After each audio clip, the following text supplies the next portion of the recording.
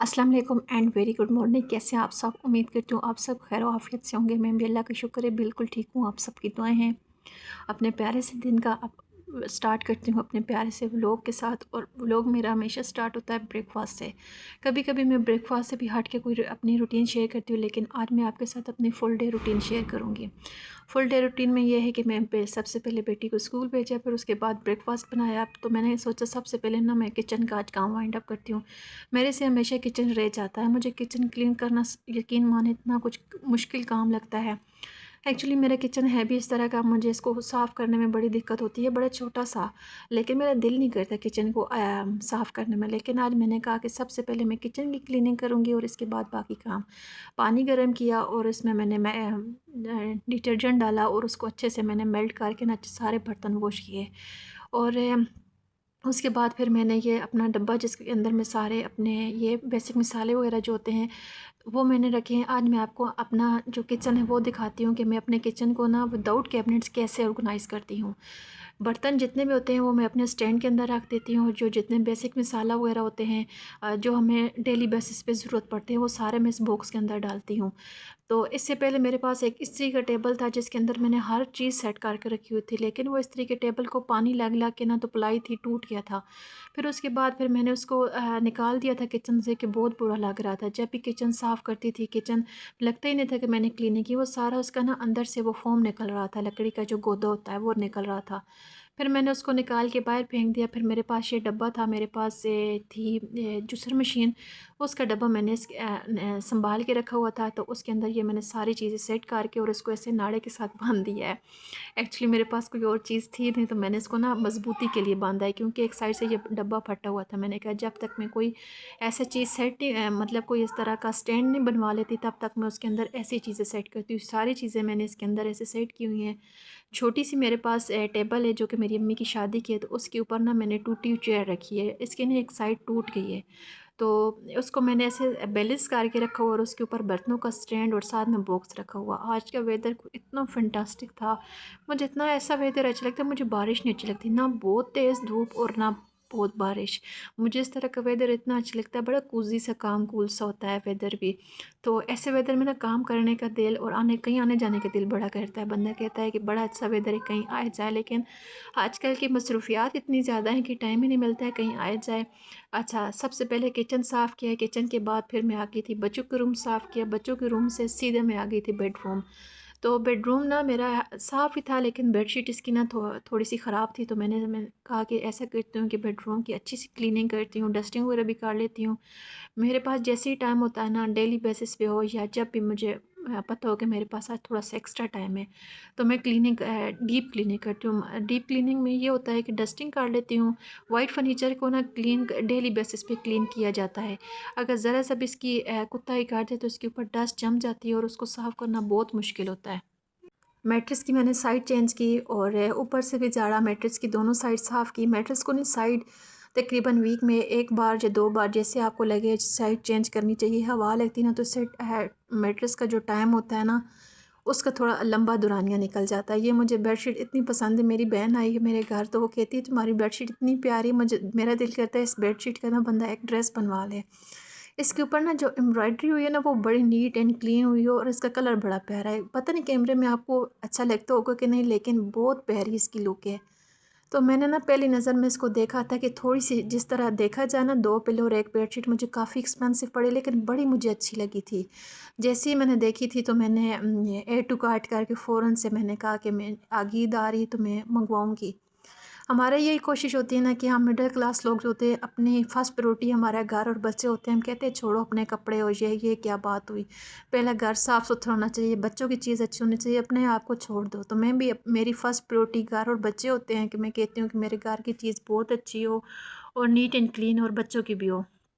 अपने आप को मैं थोड़ा-सा नेग्लेक्ट कर देती, थोड़ा सा क्या बल्कि कभी-कभार फुली नेग्लेक्ट करती हूँ।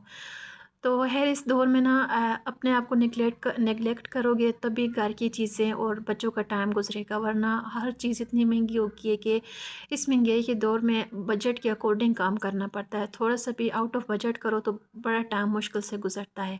ये मेरे से इसका स्टैंड टूट गया था, तो मैंने कहा बेटी को जब लेने के लिए गई तो वापसी पे ना इसका लेके आऊँगी, इसे एल्फ़ी लेके आऊँगी। तो फिर उसके साथ मैं इसको फ़िक्स कर लूँगी। अच्छा, मैं निकल रही थी, मेरी आदत है ना कि मेरी मेरी छोटी सी बेटी है, उसकी भी यही है कि वो बड़ों को देख देख के ना बच्चों के अंदर भी ये आदत खुद ही डेवलप हो जाती है। मैं जब भी घर से निकलती हूँ ना, एक तो मैं अपने टीवी पे सूरत अल बकरा लगा के जाती हूँ, और दूसरी मेरी बहुत बड़ी आदत ये है कि ना मैं घर में ना फ्रेगनेंस लाज़मी यूज़ करती हूँ। जब बंदा घर वापस आता है ना, तो इतनी महकी महकी सी खुशबू आती है, बंदे को बड़ा अच्छा लगता है। और मेरी ये कोशिश होती है कि घर मेरा फुली ऑर्गेनाइज हो। अच्छा, मैं आपको ना अपना घर ऑर्गेनाइज़ कर बताती हूँ कि मैं डेली मेरी यही आदत है। अच्छा, आजकल तो मेरी जॉब नहीं है, लेकिन जब जॉब थी भी ना, तो मैं थोड़ा-सा अपने लिए टाइम, अपने लिए नहीं मतलब कि घर के लिए टाइम निकाल के ना रखती थी। मैं सारा घर सेट करती थी। सिर्फ़ मेरे ये थोड़ा-सा किचन का ये काम है, ये मैं इंशाल्लाह कि करूँगी, और बाकी सारा मैंने घर ऑर्गेनाइज़ करके और मैं एयर फ्रेशनर यूज़ करके जाती हूँ। अच्छा, फ़ैन ऑन था, फ़ैन को मैंने ऑफ़ किया, और इस रूम को भी मैंने साफ़ किया था। इस रूम को ना मैंने डीप क्लीन नहीं किया था। इस रूम की जस्ट मैं ना टेबल जो है वो डेली साफ़ करती हूँ कि टेबल ब्लैक है तो उसके ऊपर डस्ट बहुत ज़्यादा होती है, तो प्रोमिनेंट भी होती है, नज़र आती रहती है, तो उसको साफ़ मैं दिन में 1-2 बार लाज़मी करती हूँ। आई डोंट नो ये डस्ट आती कहाँ से है, डबल कर्टन, डबल विंडो है, लेकिन बस वो कहते हैं ना कि मेरी दादू कहती होती थी कि गंदगी को बरकत बड़ी होती है। तो मैं ये सोचती होती हूँ कि ये तो मैं डेली बेसिस पे कार को क्लीन करती हूँ, और अगर मैं इसको वीक में या 1-2 दिन छोड़ के करती तो फिर मेरे घर की क्या हालत होती, क्योंकि इर्द-गिर्द सारे खेत है, मार्बल की सारी मशीनें लगी होती हैं दिन रात। रात को तो खैर नहीं, दिन को अक्सर औक़ात लगी रहती है, तो वो डस्ट बहुत ज़्यादा आती है, तो उस वज़ह से मुझे बहुत केयर करनी पड़ती है। तो खैर बच्चों का ये रूम है, सिर्फ़ इसी की विंडो ओपन होती है, बाकी पूरे घर के डबल कर्टन्स हैं और डबल विंडो हैं, तो इस वजह से फिर भी डस्ट आती है। ये बच्चों का रूम मैंने साफ़ किया है, और बेटे को मैं कह रही थी कि मैंने कहा कि मैं सूरत अल बकरा लगाती हूँ, वो कह रहा था कि मम्मा नहीं, मैंने कार्टून देखने। मैंने कहा कि देख लेना। और देखिए इस तरह के कितने प्यारे वो तोते से लगते हैं, जिस तरह लगता है कि रूह की गाल हैं। बादल बड़ा प्यारा लगता है, मुझे इस तरह का वेदर बहुत पसंद है। बेटा ये कार्टून देख रहा था, तो मैंने कहा नहीं मुझे तो, मैं सूरत अल बकरा लगा के जाती हूँ। घर में ना ऐसे बरकत बड़ी होती है, मैंने बहुत महसूस किया है। मैं काफ़ी टाइम ना, जब मैं पढ़ती हूँ तो मैं ख़ुद भी पढ़ती हूँ। अगर मैं घर पे ना हो ना, मतलब लंबे टाइम जैसे बेटी को लेने के लिए जाती हूँ, तो पौना घंटा आधा घंटे से ज़्यादा टाइम लग जाता है, तो पीछे से मैं लगा के चली जाती सूरत अल बकरा, तो या कोई और भी सूरत लगा लेती हूँ, लेकिन ज़्यादा है ना सूरत अल बकरा लगाती हूँ। घर में कुरान की तिलावत ही हो रही होती है, घर में बरकत होती है, आफ़तें दूर होती हैं। तो आप भी इस तरह किया करें, जब घर में ना हुआ करे तो पीछे से, मतलब थोड़े टाइम के अगर आप जाते हैं तो पीछे से इस तरह कोई सूरत वगैरह लगा के चले जाया करें। तो मैं इसका वॉल्यूम थोड़ा-सा ऊँचा करके चली जाती हूँ कि पूरे सारे घर में, कमरों में भी इसकी आवाज़ आती रहे। तो थोड़ी-सी मेरी देर हो गई थी, मतलब 10-15 मिनट में घर से थोड़ी-सी लेट हो गई थी, कि मैंने कहा ज़रा सा व्लॉग भी बना लेती हूँ, आपको अपना ऑर्गेनाइज़ घर दिखाती हूँ। वैसे तो डेटी भी दिखा देती हूँ, लेकिन कभी-कभार ना बंदे का बड़ा दिल करता है, इतनी मेहनत से घर साफ़ करता है, तो आपको वो भी दिखाना चाहिए कि मुझे ना ऑर्गेनाइज़ चीज़ें, ऑर्गेनाइज़ घर बड़े अच्छे लगते हैं, बड़े फ़ैसिनेटिंग होते हैं, और मैं बड़ी इम्प्रेस होती हूँ ऐसे व्लॉग से, देख के भी मज़ा आता है। तो फिर मैं आ गई थी बच्चों के लिए चीज़ें लेने। बच्चों के लिए चीज़ें लेने के लिए उनके लिए स्पेशली स्टेशनरी की चीज़ें मुझे चाहिए थी, तो वो मैं लेने के लिए आ गई। घर के पास ही शॉप है, वॉकिंग डिस्टेंस पे, तो बेटी को स्कूल से ली और सीधा आ गई शॉप पे। तो ये घर के पास, और इनके पास चीज़ें काफ़ी अच्छी होती है, और बार्गेनिंग भी कर लेते हैं, मतलब कुछ भाव-ताव करके ना चीज़ों का रेट कम कर लेते हैं। बाज़ार में जाओ ना, तो वो तो रुपए की चीज़ ना 10 रुपए की बताते हैं, और 1 रुपया कम नहीं करते। तो मेरी प्रायोरिटी ये होती है कि मैं इसी शॉप से चीज़ें लूँ। घर आई तो बच्चों ने कारपेट पे जूस गिरा दिया था, फिर मैंने कारपेट को ना नीचे से साफ़ किया, जिस जगह पे इन्होंने जूस गिराया ना, उसी के ऊपर मैंने नीचे बर्तन रख के ऊपर से पानी डाला, और सारा फिर उसको ना मैंने सही अच्छे से साफ़ किया, निचोड़ के, और ऊपर से कपड़े के साथ मैंने क्लीनिंग की। मैंने कहा कि मैं अच्छे से साफ़ कर देती हूँ, ऐसे ना कारपेट साफ़ भी हो जाती है अच्छे से। मैं कारपेट को ना कपड़ों का जो ब्रश होता है उसके साथ साफ़ करती है, कि जो बाल या डस्ट वगैरह वो भी निकल जाते हैं। आज मुझे वॉइस ओवर करते हुए बड़ी दिक्कत हो रही है, क्योंकि बच्चे बार-बार डिस्टर्ब करते हैं, और मुझे ऐसे रोकना पड़ता है। खैर छोटे बच्चों के साथ है व्लॉगिंग करना, घर को मैनेज करना, जॉब करना बहुत मुश्किल होता है। तो ये हाउसवाइफ ही बता सकती हैं, लेकिन खैर आपसे एक रिक्वेस्ट भी करती हूँ कि प्लीज़ मुझे आप सब ने बहुत ज़्यादा सपोर्ट करना है। मेरी वीडियो को फुल वॉच किया करें, मुझे आप सबकी सपोर्ट की यकीन माने बहुत ज़रूरत है। मेरे पास वर्ड्स नहीं कि मैं आपको अपनी फ़ीलिंग कैसे एक्सप्लेन करूँ। इसके बाद फिर मैंने थोड़ा सा बाहर मेरे से दूध गिर गया था फ्रिज के पास, तो फ्रिज को मैंने साइड पे किया। फ्रिज मेरी ना टायर वाली, मतलब ये मेरे भाई ने बाहर से भेजी थी, दुबई की है, तो इस वजह से ना वो जो बाहर की फ्रिज होती है ना उनके नीचे टायर्स वगैरह लगे होते हैं, तो मैं इसको आगे पीछे धकेल लेती हूँ आसानी से।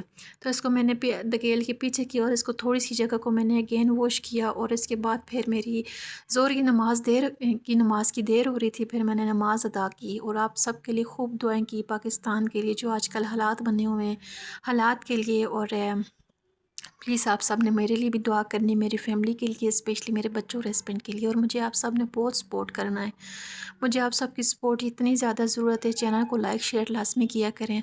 फिर आ गए थे नेबर से, शादी थी तो उन्होंने राइस भेजे थे ज़रदा और बिरयानी, तो रात को हर बेचे थे। फिर मेरे बच्चों को बड़े अच्छे लगते, तो मैंने बच्चों के लिए संभाल के रखे। मैंने कहा खुद नहीं खाती, बच्चों के लिए रख देती हूँ।